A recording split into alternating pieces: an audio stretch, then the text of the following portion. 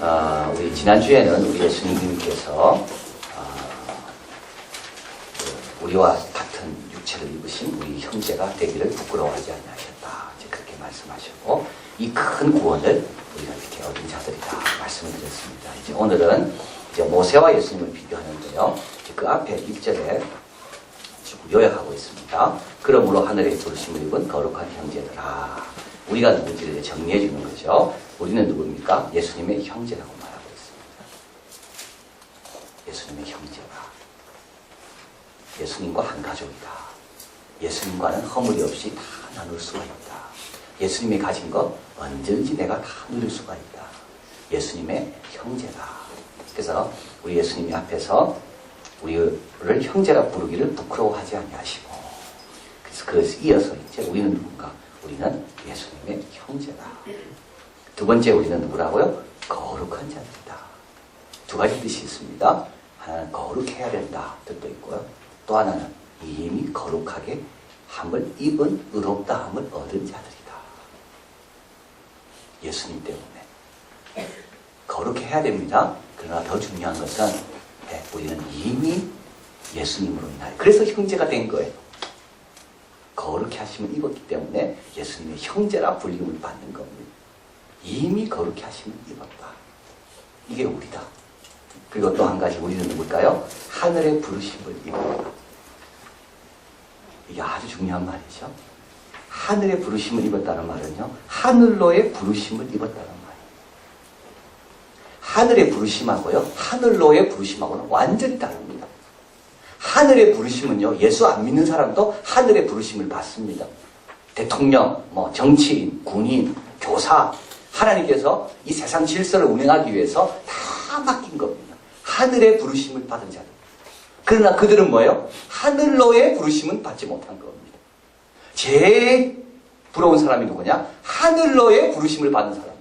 비록 이 땅에 살면서 내 위치와 역할은 형편없다 할지라도 나는 어디로 부르심을 받았어요? 하늘로의 부르심을 받은 사람. 엄청난 차이죠. 그래서 여러분, 하늘의 부르심을 받은 걸로 만족하면 안 되는 겁니다. 악인도 그 직임의 역할에 맞게끔 하나님께서 다 마련하셨다고 되어 있습니다. 다 하늘의 부르심이에요. 부모의 역할 하늘의 부르심이에요. 교사의 역할 하늘의 부르심이에요. 하나님의 피조물들을 다스리고 도와주라고 하나님께서 다 맡긴 겁니다. 하늘의 부르심. 그러나 그건 뭡니까? 하늘로의 부르심을 받지 못하면 그게 끝인 겁니다. 거기서 끝나는 거예요. 그 부르심이 영원합니까? 그 부르심이 죽을 때까지 갑니까? 그렇지 않습니다. 몇 년 안 가요. 다 은퇴가 있고 정년이 있고 공부한 날이 오고 아무 날이 없다고 할 때가 곧 오는 겁니다. 이때 하늘로의 부르심을 입은 사람은 아무 걱정할 게 없어요. 그래서 우리는 하늘로의 부르심을 받은, 함께 부르심을 받은 형제들이다. 예수님과 피를 나눈 형제들이다. 그래서 우리는 하늘로의 부르심을 받았다. 이 땅에 좀 어려워도 깨지 마라. 이 땅에 갖고 너무 흔들리지 마라. 이 땅에 그 가지고 너무 아파하지 마라. 비교도 하지 마라. 하늘로의 부르심을 받은 자들이 우리다. 그걸 이야기하는 겁니다. 자, 그리고 나서 이제 모세 이야기가 나오죠. 저가 자기를 세우신 이게 예수님에 대해서 나옵니다. 사도며 대제사장이신 예수를 깊이 생각하라. 여러분, 여기서요, 사도라는 말은 모든 것을 다 이제 고난을 위임받은 분을 사도라 그러고요. 대제사장이시면 이 말은 뭡니까? 우리의 연약함을 위해서 계신 분이라는 겁니다. 그래서 연약할수록 더 긍휼히 여기시는 분이 우리 예수님입니다. 그런데 이분이 예수를 깊이 생각하라 했죠. 예수 그리스도를 깊이 생각하라가 아닙니다. 주 예수를 깊이 생각하라가 아니고 예수를 깊이 생각하라. 하늘의 부르심을 받고 거룩한 형제라고 여김을 받는 우리들이 이 귀한 특권과 영광을 누리는 길은 어디 있는가 하면 예수를 깊이 생각해요.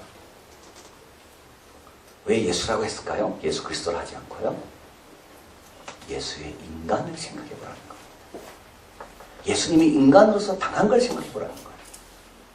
예수님이 인간으로서 사시면서 가졌던 걸 생각해 보라는 거예요. 그러면요, 별 불평할 게 없습니다. 그죠? 예수님께서 가족이 있었습니까? 예수님께서 머리 들 곳이 있었습니까? 예수님께서 얼마나 피곤하셨고, 얼마나 많은 길을 걸으셨고, 얼마나 많은 모욕을 당하셨고, 그 예수, 인간 예수, 그 인간 예수를 생각해 보라는 거예요. 그러면 어떻게 해요? 불평할 게 별로 없는 거예요. 그리고 여기서 생각하라는 말은 뭡니까?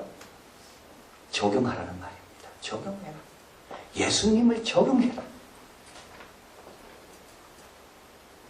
그냥 듣지 말고 여기에다 적용해보고 저기에도 적용해보고 사업하는 데도 적용해보고 아이 키우는 데도 적용해보고 지난주 불살에 대한 말씀을 들었다면 말씀 듣고 잊어버리는 게 아니라 그 말씀 들은 대로 적용을 해보고 이게 뭐라고요? 깊이 생각하는 거. 여러분 적용하면 할수록요 그 뜻이 더 분명해집니다. 처음에 내가 이 사람에게 이야기할 때는 무슨 뜻인지 모르고 이야기했어요. 그 다음에는 두 번째 사람의 이야기하면 더 정확하게 이야기하고 세 번째 사람은요 더 깊게 이야기합니다. 말이 잘 안 나오죠. 기침 때문에. 이게 더 깊게가 아니라 깊이 있게 이야기한다. 제가 이제 장신대에서 강의하는데 우리 아이들이 저를 얼마나 좋아하는지 제가 아파서 야 강의 오늘 좀 조금만 해도 애들이 전부 실망. 제가 왜 이렇게 인기가 좋은지 모르겠어요. 이거 우리 아이들이 알면 안 됩니다. 저는 그게 제 강의가 제 전공이 아니기 때문에 월요일날 막 짜집게 가지고 가져가거든요.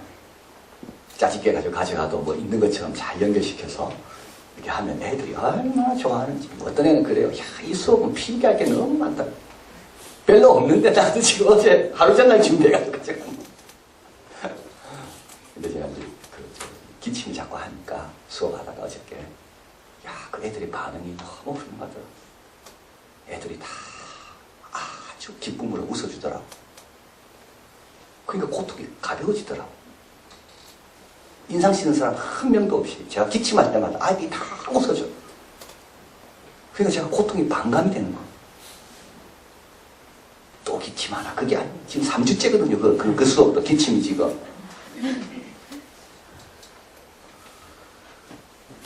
그래서 이 깊이란 말이 이렇게 기침 나오려면 이런 말을 하면 이런 말 하면 기침 나오려면 그런 단어가 나옵니다.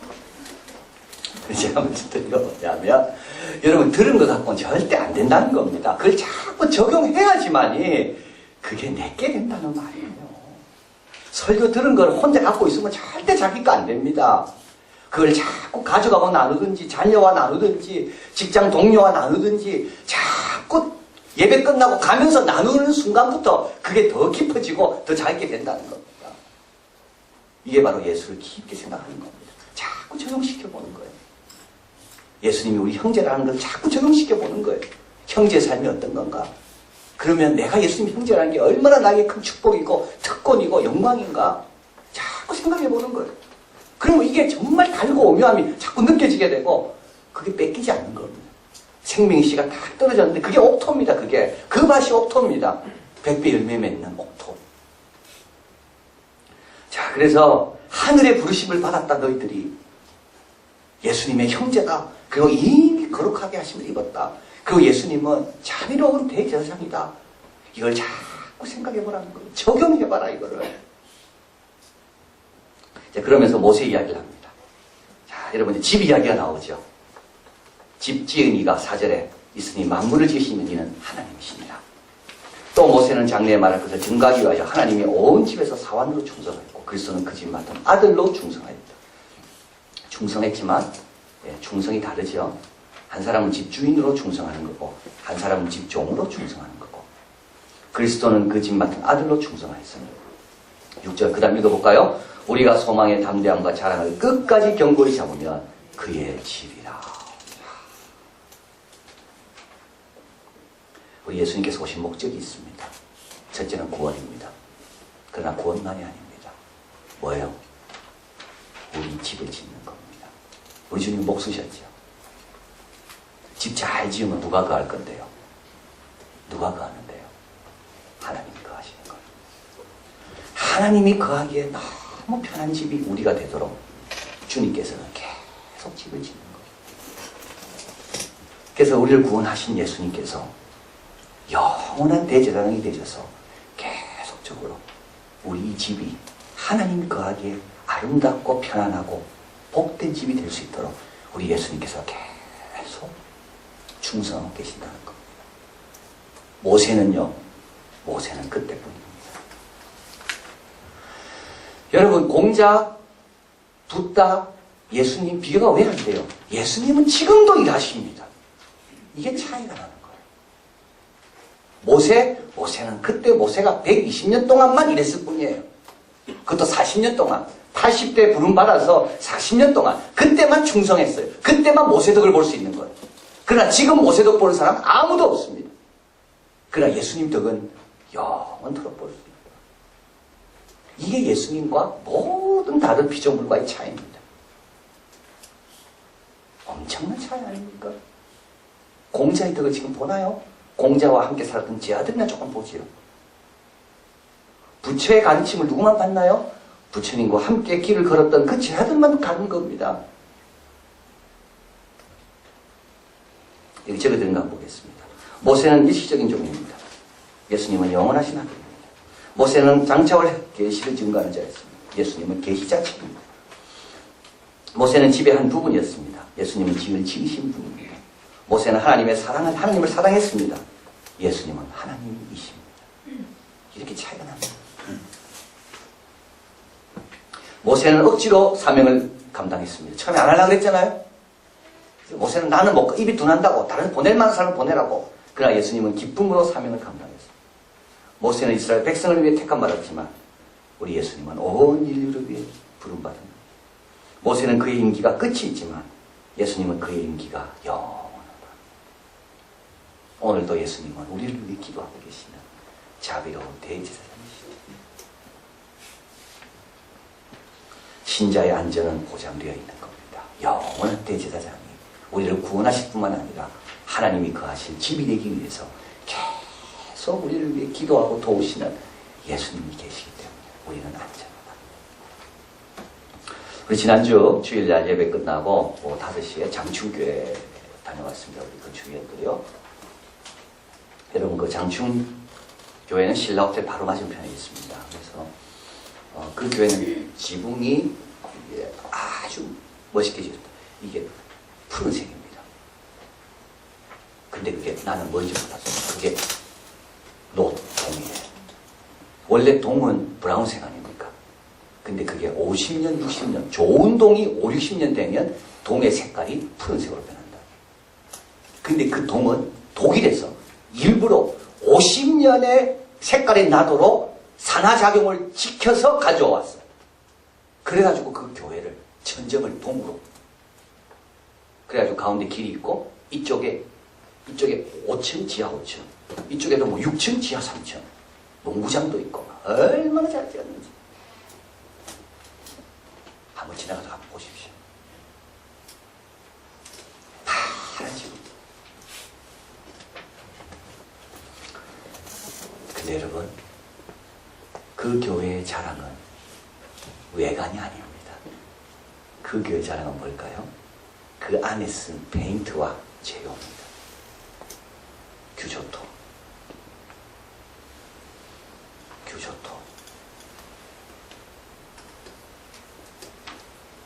나중에 찾아보시길 바랍니다. 가셔서.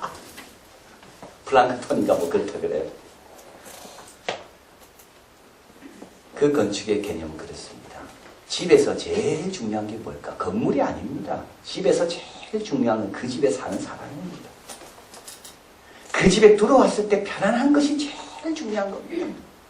아무리 비싼 거 갖다 놔도 그 집에 들어왔을 때 그 냄새와 그런 환경 때문에 괴로움을 당한다면 이 집이 누굴 위해 있는 겁니까? 그래서 그 교회는요, 전부 규조토, 천연 페인트, 모든 것을 2월 20일 날 입당했는데요. 지하 3층입니다. 근데 기침하는 사람이 한 명도 없대요. 공기 정화기가 없는데도 공기가 얼마나 좋은지. 우리 아나도 센터 그렇게 하려고 그럽니다, 지금. 아이들 왔을 때, 아토피 있는 아이들, 여기 오면 너무 간지럼이 없다. 교회 자꾸 가고 싶다. 이렇게 돼야 되는 거예요. 그래서 2층은 천장, 벽, 다 규조토. 1층, 3층은 천장 좀 어려워서 2층, 벽, 규조토. 목양실, 행정실, 인재함성. 사람이 늘 있는 곳, 규조토.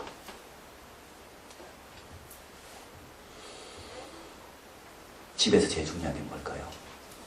그 집에 거하는 사람인 겁니다. 우리 예수님은 하나님이 거하시기에 좋은 집이 될 수 있도록 계속 우리의 집에 손을 대고 계신다. 하나님이 내 안에 거하고 싶을 정도로 나는 그 집에 가면 너무 내 마음이 편하다. 그 집에 가면 내가 숨을 쉴 수가 있다. 그 집에 가면 내가 너무 잠이 잘 오고 편안하다. 더 오래 머물고 싶다. 그게 예수님이 하고 계신 일이라는 거. 모세는 사환으로 조금 했고 예수님은 그 집 주인의 아들로서 그 집 주인이 거할 그 주인의 아들로서 주인의 마음을 가장 잘 알지. 그 일을 감당하는 거예요.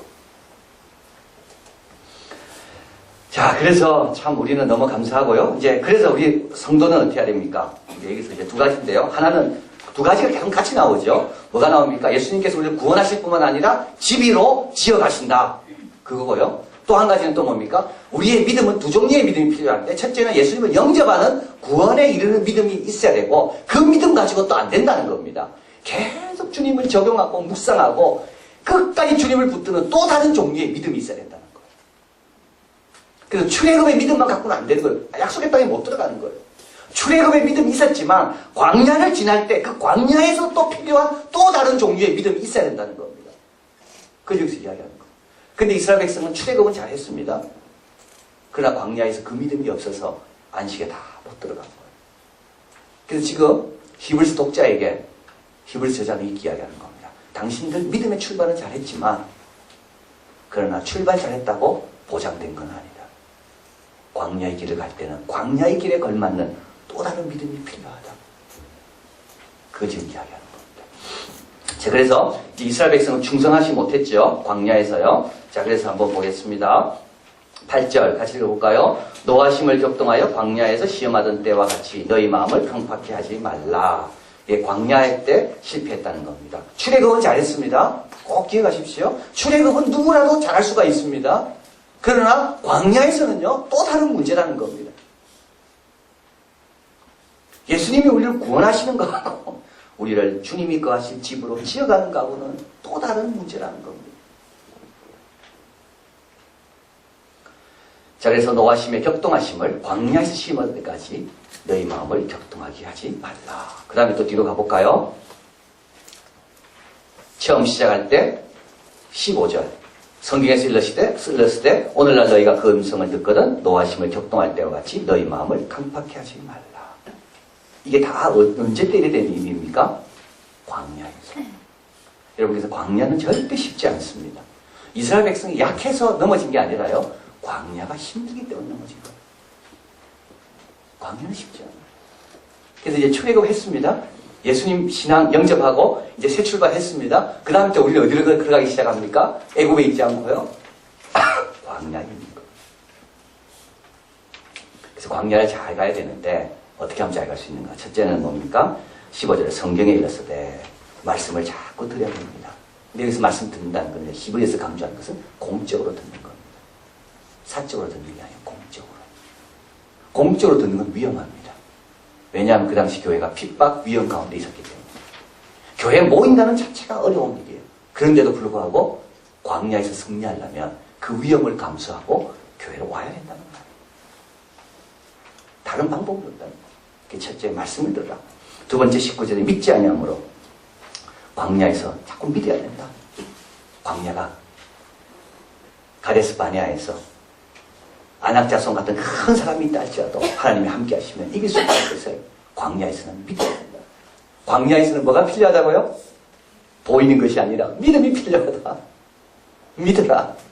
그리고 마지막으로 13절 같이 읽어봅니다. 13절 같이 읽습니다. 오직 오늘이라 읽는 동안에 매일 피차 권면하여 너희 중에 누구든지 죄의 유혹으로 강팍게 됨을 면하라. 피차 권면하라. 교회는요 주일날 한 번 모였습니다. 이 당시. 그러나 권면은 어떻게 하라고요? 매일 하라. 여기서 권면한다는 말은 어떤 뜻입니까? 권면한다는 말은요 전쟁을 앞두고 백성이 군인들이 두려움에 사로잡혔을 때 장군이 나타나가지고 걱정하지 마라. 나를 믿고 너희 자녀를 위하여 너희 가족을 위하여 너희 내가 너처럼 하나님을 위하여 싸워나가자. 죽으면 죽으리라. 이런 게 권면입니다.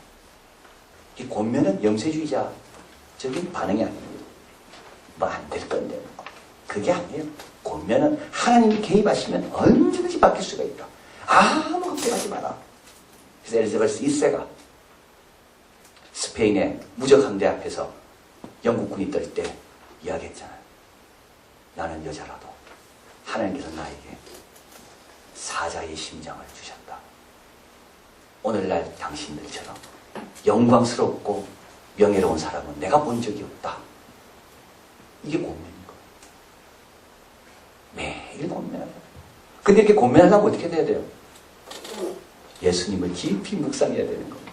매일 예수님을 적용하는 것이 있어야지 그런 권면이 나오는 겁니다. 늘 뚱뚱한 생각하고 말씀 들은 거 다 잊어버리고 하나도 기억도 안 하고 그런데 무슨 그 입에서 피차 권면할 게 나오겠습니까? 오늘 들은 말씀 기록하고 마음에 새기고 이웃과 나누고 그러다가 더 깊게 깨닫고 이런 것이 있을 때 권면할 내용이 내한테 주어지는 겁니다. 칼빈이 이야기했습니다. 여기 적어드렸죠. 우리의 믿음은 되풀이하여 격려를 받지 않으면 휴면하게 되고 데워지지 않으면 냉담해지고 자극을 받지 않으면 무감각해진다. 리처드 필립스 말했습니다. 같이 읽습니다. 우리의 목표는 끝까지 인내함으로 하나님의 안식에 들어가는 것이며 우리의 전략은 상호 경계이다. 목표는 분명합니다. 그러나 전략이 있어요. 전략은 뭐라고요? 상호 경계하는 겁니다. 그래서 우리 성도들이 하나님 말씀을 많이 알아야 돼요. 우리 성도들이 하나님 말씀 안에 늘 거해야 돼요.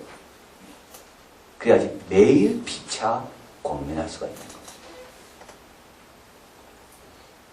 결론입니다. 예수님은 대제사장이십니다. 지금도 우리를 변호하시며 우리 편이 되어주시고 우리를 이해해달라고 하나님께 기도해 주시면 그래서 아마 우리가 멸망치 않고 있는 겁니다. 지금까지. 그러나 예수님은 하나님의 집을 짓는 명장이십니다. 예수님은 목수십니다. 예수님은 가장 복된 집을 우리가 되기 위해서 지금도 쉬지 않고 계속적으로 가지치기를 하시는 분이 예수님입니다. 우리 믿는 도리의 사도십니다. 예수를 깊게 묵상하고 생각하다 보면 믿는 도리가 뭔지 자꾸 알게 되는 겁니다. 위대한 지도자는 병사들과 함께 있는 것만으로 지휘관을 쳐다보는 것만으로 용기를 불러일으킵니다. 우리는 예수님을 깊이 생각하다 보면 우리도 나에게 없는 용기가 생기고 깊이가 깨달아지게 되고 고민할 내용이 발견되고 그래서 사탄이 하는 전략이 있죠. 그게 뭐죠? 디바이드 앤 룰입니다. 갈라놓고 다스리는 거. 항상 그렇습니다. 아담과 이브가 언제 범죄합니까? 아담, 이브가요? 갈라져 있을 때. 아담과 갈라져 있을 때. 뱀이 공격하는 거. 그래서 히브리서에는 모이기를 피하는 어떤 사람의 습관과 같이 하지 말고 그날이 가까우면 볼수록 더욱 그리하죠. 여러분 너무 바쁘죠? 사탄의 전략인 겁니다. 디바이드 앤 룰입니다. 너무 바빠요. 현대인은 24시간도 부족해요. 이것도 해야 되고 저것도 할 것 같고 저것도 안 하면 안 될 것 같고 그러면서 어떻게 돼요? 갈라놔요. 말씀이 있고 피차 고민 있는 자리에서 멀어지게 만들어. 거기서 다스리는 거죠. 우리의 목표는 영원한 안식에 들어가는 거고 우리의 전략은 뭐라고요? 상호 경계인 겁니다. 그리고 상호 경계하기 위해서는 내가 어떻게 해야 돼요? 매일매일 예수님의 말씀을 적용해야 돼요. 깊이 생각해야 돼요. 그러면 주님께서 나를 통하여 피차 권면한다. 14절 우리가 시작할 때 확실한 것을 끝까지 견고히 잡으면 그리스도와 함께 참여한 자가 되리라. 여기서 내가 아니고요. 우리입니다. 우리 모두가 끝까지 잡으면 서로에게 영향을 줘서 주님과 함께 장미하는 자가 된다. 기도하시겠습니다.